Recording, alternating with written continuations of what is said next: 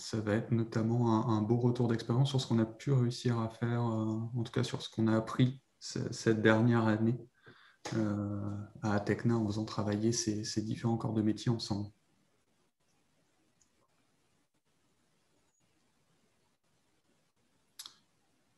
Ok, on va démarrer dans pas longtemps. Comment ça va, Clélia? Tu nous entends bien? Est-ce qu'on t'entend bien aussi? C'est tout bon, ouais, je pense.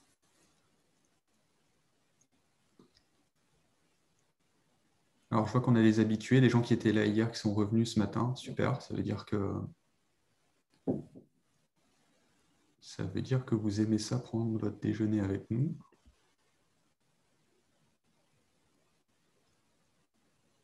Ok, bon, c'est parti, on va démarrer, il est 32. Encore une fois, merci à tous d'être là ce matin.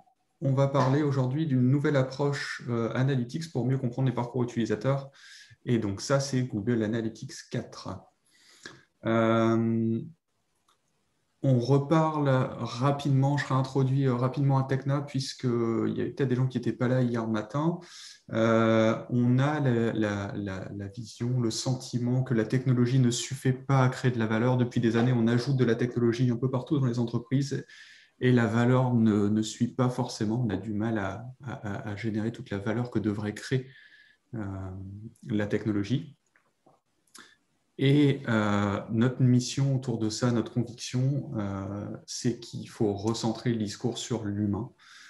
Ce qui est un peu un buzzword que aussi tout le monde utilise en ce moment, hein, centré sur l'humain. Et vous verrez au travers de cette conférence, et surtout dans la conclusion de Clélia, c'est qu'au final, on va parler encore une fois de technologie, mais au bout du bout, ce que ça change Google Analytics 4, c'est pas mal des changements qui vont se passer au niveau des personnes qui l'utilisent et des personnes qui doivent interpréter les données qui sont dessus. Notre mission, c'est celle-là. On améliore vos performances numériques par une culture centrée sur l'humain.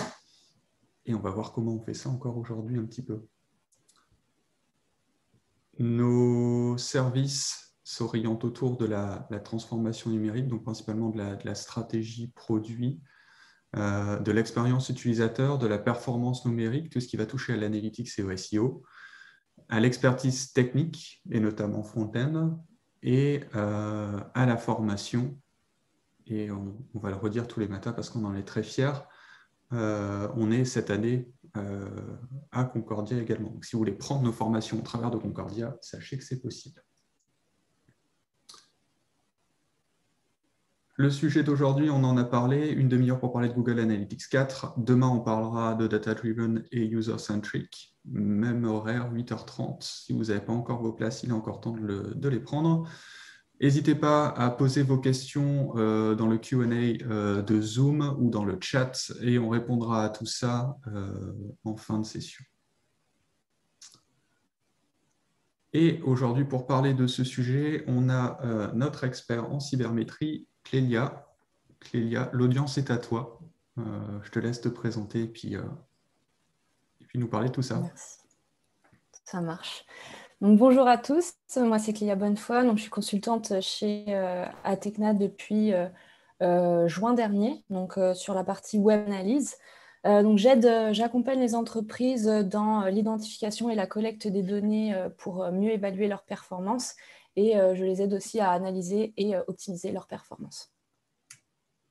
Donc tout d'abord, pour commencer la conférence, j'aimerais commencer par préciser que Google a toujours créé et adapté son approche analytics en fonction des différents comportements utilisateurs. Donc j'entends par ici le fait que voilà, ça fait plusieurs années qu'on a Universal Analytics et c'est d'ailleurs toujours l'approche de base de Google. Puis ensuite, on a eu une expansion du mobile qui a fait naître en parallèle Firebase. Et là, plus récemment, depuis quelques mois, qui est même passé en live et qui était en bêta initialement, Google Analytics 4. Donc, comment on est passé de Universal Analytics à Google Analytics 4? Donc, tout simplement, Universal Analytics a été du coup conçu, au moment où il a été conçu, à travers du coup, les comportements qui existaient à ce moment-là. Donc, des comportements qui étaient plutôt desktop.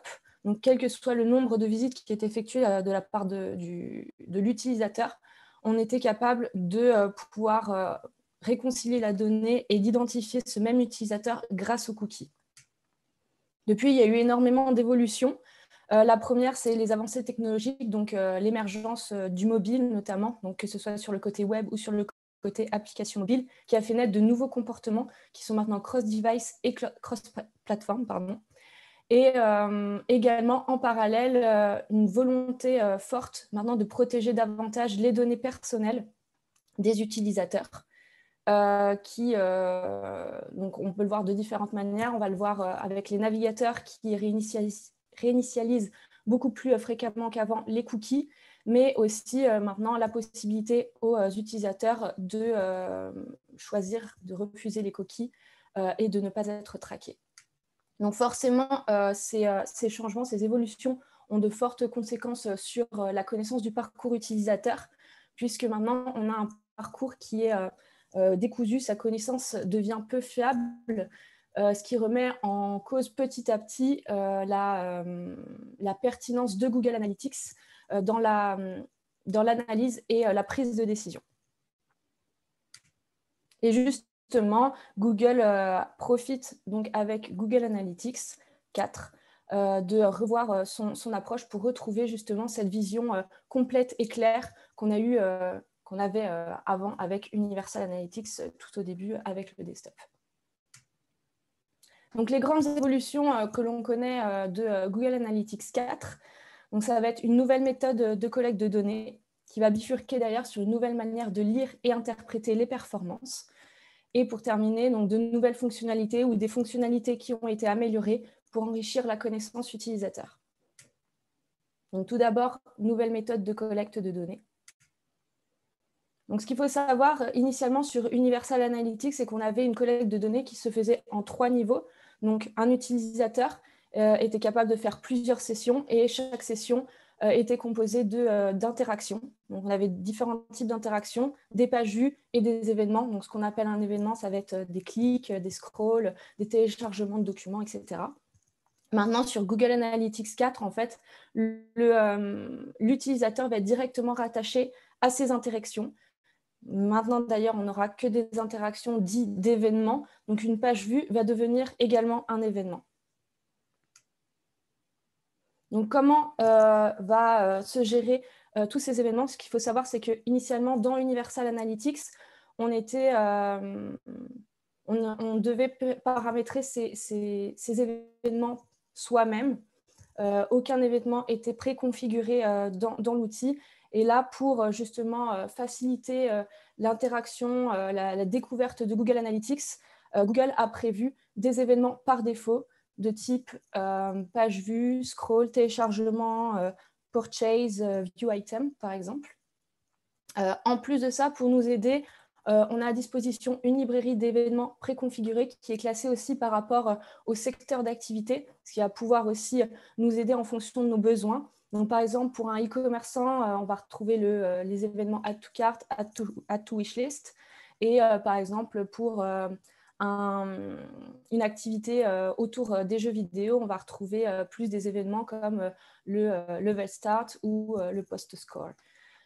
Quoi qu'il en soit, on garde quand même la liberté de pouvoir créer ses propres événements personnalisés comme on avait dans Universal Analytics.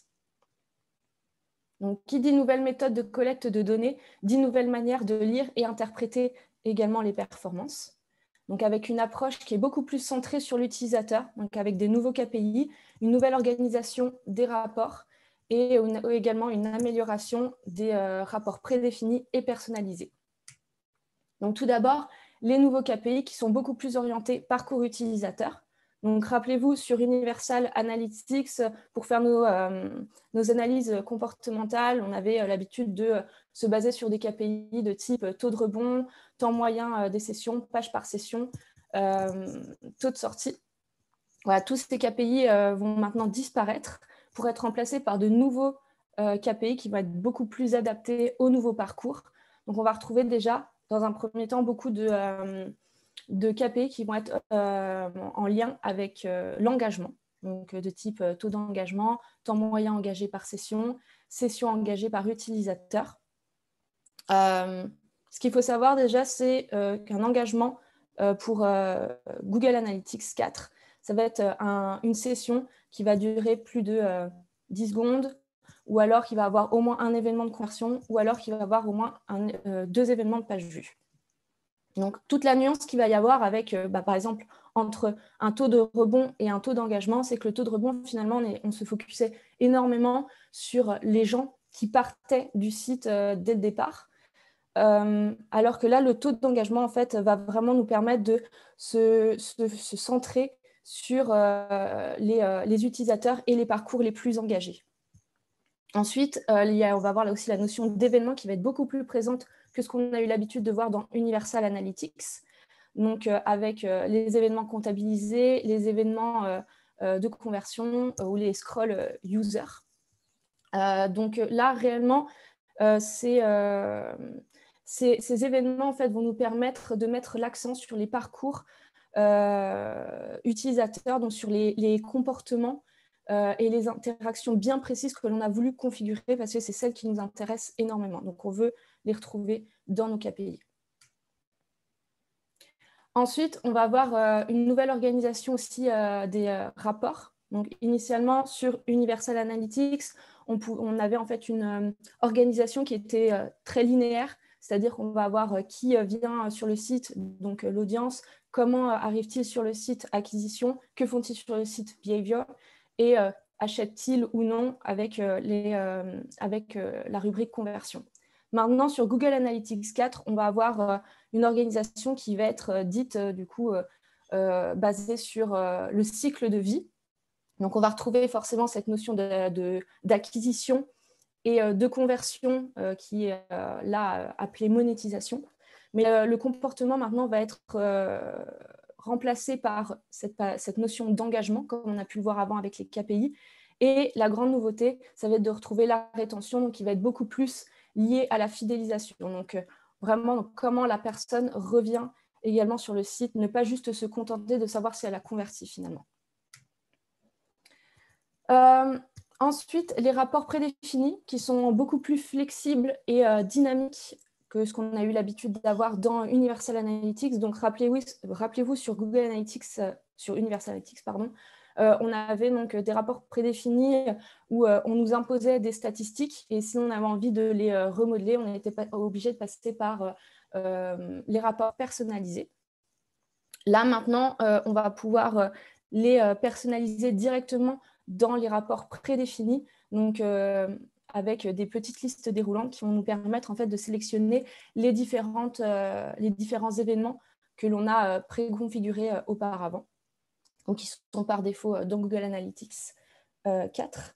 Donc, ce qui est vraiment intéressant sur cette vision avec ces listes déroulantes, c'est que là, en fait, on va pouvoir, là, si on prend cet exemple avec le rapport d'acquisition, on va être capable de voir que le SEO, comparer le SEO avec avec le SIA par exemple, et de pouvoir faire des focus sur quel est le parcours qui scrolle le plus ou celui qui a le plus de atouts de carte, et réellement en fait se concentrer sur les différents parcours, les différents comportements et aussi leur niveau d'engagement chacun, et surtout au-delà de la conversion, puisqu'avant, sur les rapports prédéfinis d'Universal Analytics, finalement, on se concentrait uniquement sur la conversion.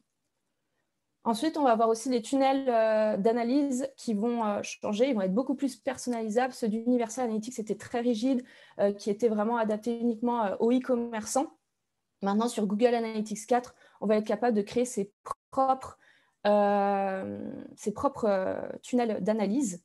Donc, que tu sois e-commerçant ou d'un autre secteur. Donc, par exemple, la prestation de service, maintenant, ça va être possible de faire ces tunnels d'analyse en fonction de la demande de devis ou de la prise de contact. Donc, quelque chose qui est beaucoup plus pertinent par rapport au secteur d'activité. Mais aussi, un e-commerçant sera capable, du coup, de faire d'autres tunnels d'analyse que celui du checkout, ce qui n'était pas forcément ou difficilement exploitable auparavant.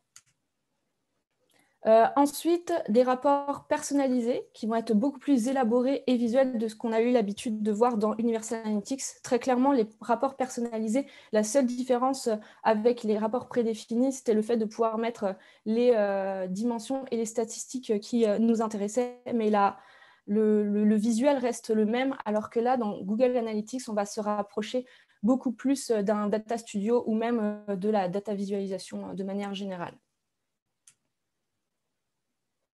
Les nouvelles fonctionnalités, les fonctionnalités qui ont évolué pour enrichir la connaissance utilisateur. Donc, tout d'abord, on va avoir l'intelligence artificielle qui va faire son apparition dans Google Analytics 4. Donc, elle va intervenir sur 3 gros points.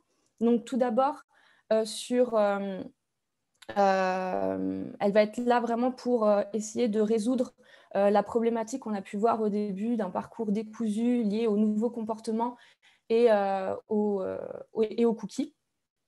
Donc là, l'intelligence artificielle va s'entraîner pour pouvoir justement essayer de combler les données manquantes et de retrouver justement ce parcours complet et clair. On va retrouver aussi l'intelligence artificielle sur de la détection avec des alertes, où on va détecter des anomalies qui vont nous permettre en fait, de pouvoir nous informer sur des tendances significatives qui potentiellement auraient pu nous échapper et de pouvoir du coup mieux diriger nos actions. Et la dernière nouveauté, ça va être les audiences prédictives. Donc, qui vont être basées sur la probabilité d'achat des utilisateurs, la probabilité de perte des utilisateurs et la prédiction d'achat. Donc, des audiences qu'on va pouvoir derrière se servir à des fins publicitaires ou marketing via notamment Google Ads.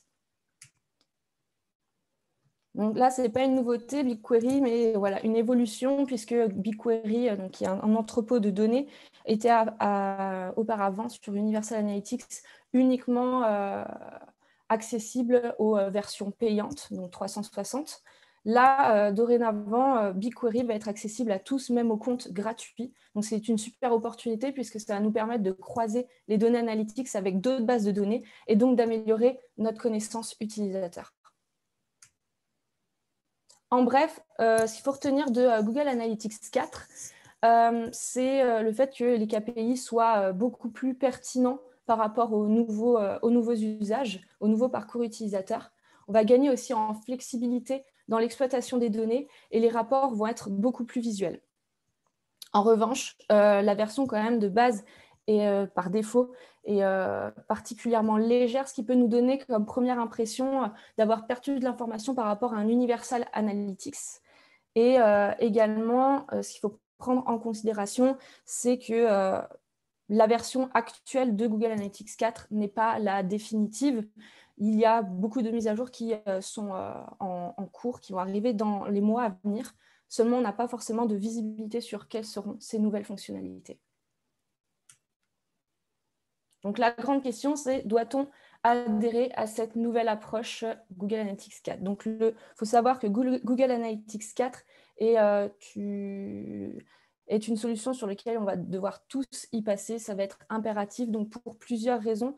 Donc, tout d'abord, la première raison, c'est que toute l'énergie de Google maintenant est concentrée sur Google Analytics 4. Donc, il n'y aura plus de mise à jour majeure sur Universal Analytics.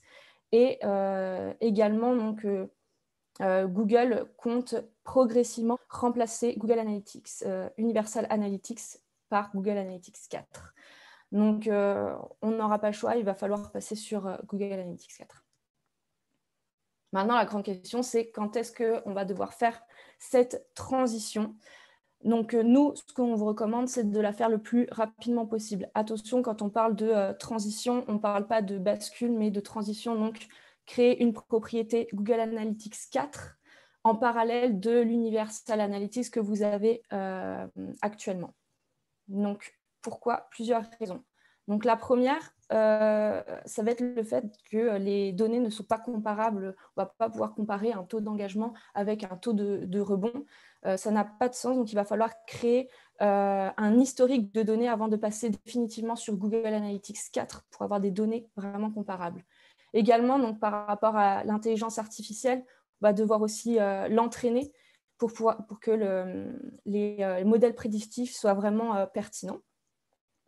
Au-delà de la préparation d'un historique, comme vous avez pu le constater, les plateformes sont quand même très différentes. On n'a pas les mêmes KPI, la même organisation.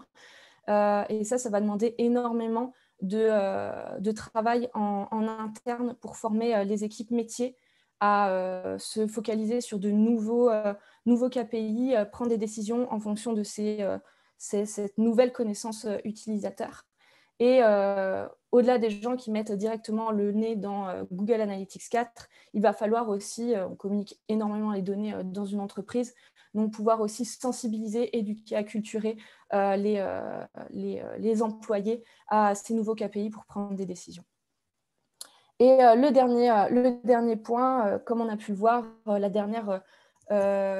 version par défaut de Google Analytics 4 est très légère. Elle demande énormément de configuration d'événements pour pouvoir avoir une bonne connaissance utilisateur. Donc, ça paraît, c'est un élément qu'il ne faut pas négliger.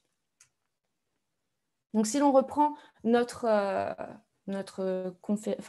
question de conférence de base, Google Analytics 4 est-elle une approche pour mieux comprendre le parcours utilisateur? Donc, pour nous, oui. C'est une approche qui est vraiment prometteuse, mais qui a beaucoup de nouveautés, qui va permettre d'affiner l'analyse et d'avoir une collecte de données qui est beaucoup plus adaptée aux nouveaux usages. Mais attention, comme on a pu le voir juste avant, elle va demander quand même une transition et un apprentissage long. Donc vraiment, nous, ce qu'on vous recommande, c'est d'anticiper au maximum. C'est pour ça qu'on vous dit de vous y prendre maintenant, car effectivement, on peut le constater, il y a des contraintes quand même techniques qui vont demander quand même pas mal de configuration, mais surtout le point à ne pas négliger et qui va être le plus difficile pour nous, c'est de vraiment acculturer, changer les mentalités autour de la nouvelle manière de comprendre les parcours utilisateurs. Super, merci Clélia. Voilà. Merci beaucoup. Alors effectivement, je plains tous les analystes qui ont passé les dernières années à expliquer ce que c'était qu'un taux de rebond et qui vont maintenant devoir dire en fait, je ne vais plus vous expliquer ce que c'est que le taux de rebond, mais je vais vous expliquer ce que c'est le taux d'engagement. Ça risque de vous prendre un peu de temps. Alors, on a quelques questions dans le live. Certaines ont été déjà partiellement répondues, mais on va les repasser ensemble. Question, est-ce qu'il y a des certifications disponibles pour Google Analytics 4? Alors effectivement, ça ne fait pas partie aujourd'hui de l'Analytics Academy. Il n'y a pas de questions en particulier sur Google Analytics 4. Et je ne crois pas il doit y avoir probablement des formations qui vont naître autour de ça, mais on le rappelle bien, hein, Clélia, c'est une version bêta aujourd'hui, Google Analytics 4. Ouais, elle vient de passer en live, mais elle n'est pas définitive. Okay. Il y a d'autres fonctionnalités qui vont arriver. Donc, il était à parier que ça va effectivement apparaître au fur et à mesure. C'est ça. Est-ce qu'on a une date de fin pour Universal Analytics? On parle de courant 2022, mais ça reste encore très, très flou. OK.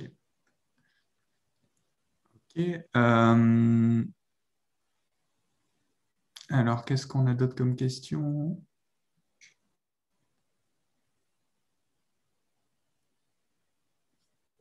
Comment ça se traduit pour une application SaaS? Est-ce qu'on peut avoir le même parcours utilisateur ou les mêmes métriques d'utilisation, une fonctionnalité particulière?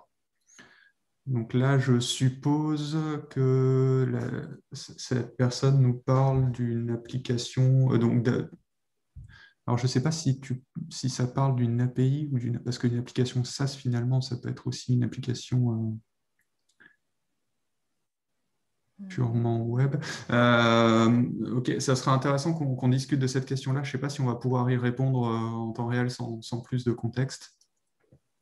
Y a-t-il des formations solides Google Analytics 4 disponibles?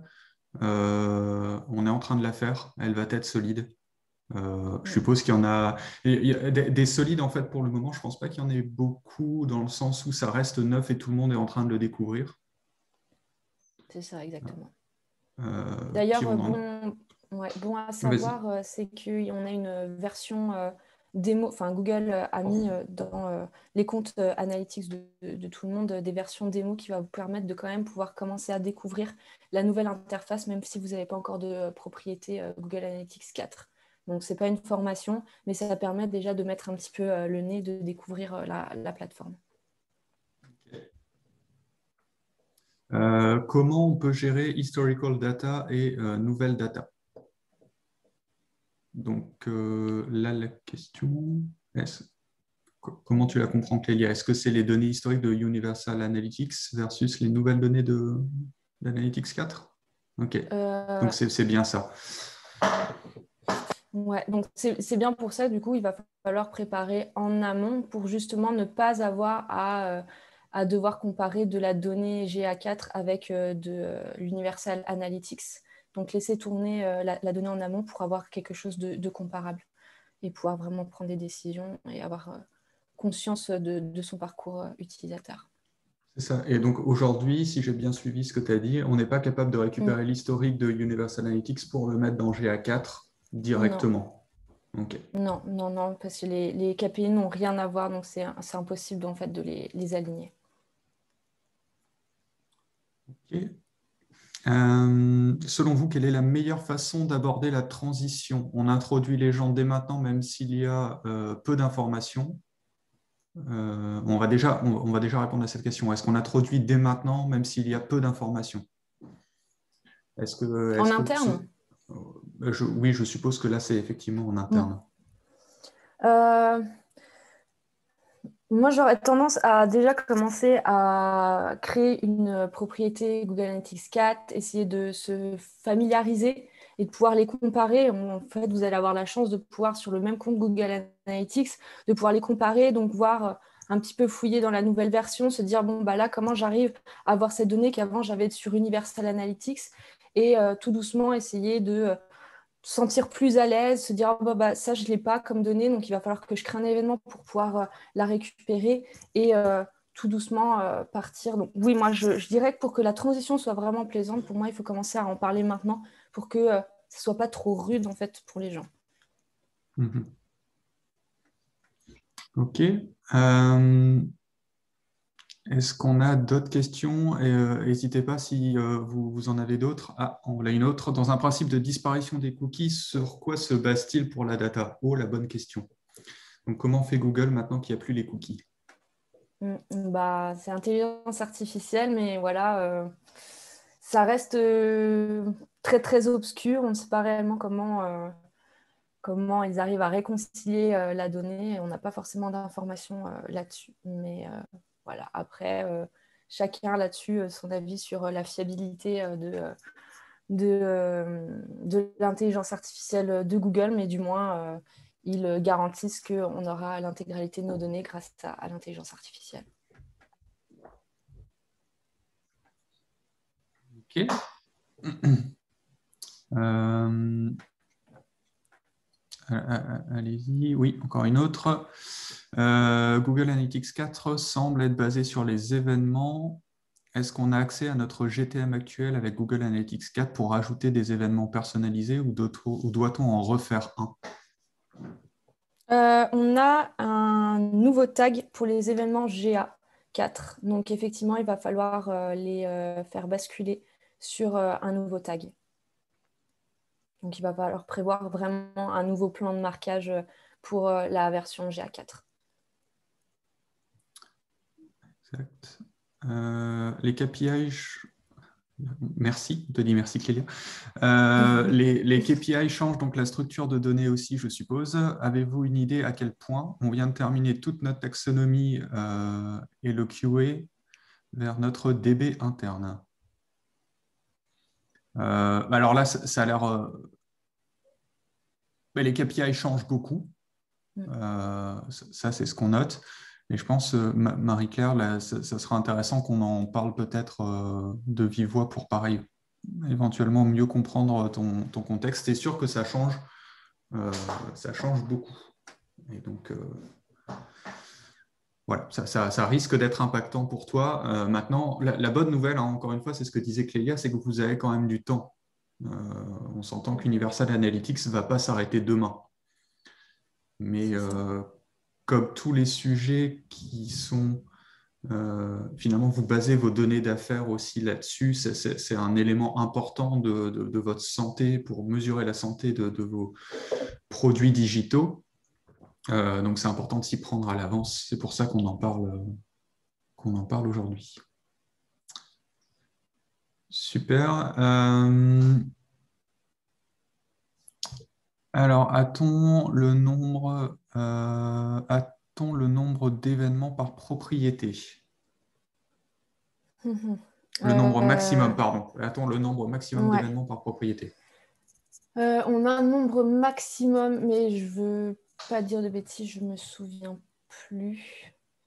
Non, je préfère pas m'avancer parce que je suis pas sûre du chiffre auquel je pense. Il faudra que... Mais l'information se retrouve hein, dans la documentation de Google, l'information se trouve. Oui, complètement. Oui. Ok, on a dépassé notre heure prévue, on est à 9h02. Écoutez, merci à tous pour votre participation. Marie-Claire, je vois que tu as des questions éventuellement. N'hésite pas à contacter éventuellement Clélia sur LinkedIn. Je pense elle se fera un plaisir d'essayer de te répondre. Pour tous les autres, merci d'être passé ce matin. On vous souhaite une très bonne journée. Merci Clélia. Et il y a un petit formulaire avec une note. Si vous pouvez nous répondre à ce petit formulaire à la fin de la conférence, ça nous permet de nous améliorer. Et puis pour les autres, ceux qui seront là demain matin, on se retrouve demain matin pour Data UX. Merci à tous et bonne journée. Merci Clélia. Merci, bonne journée.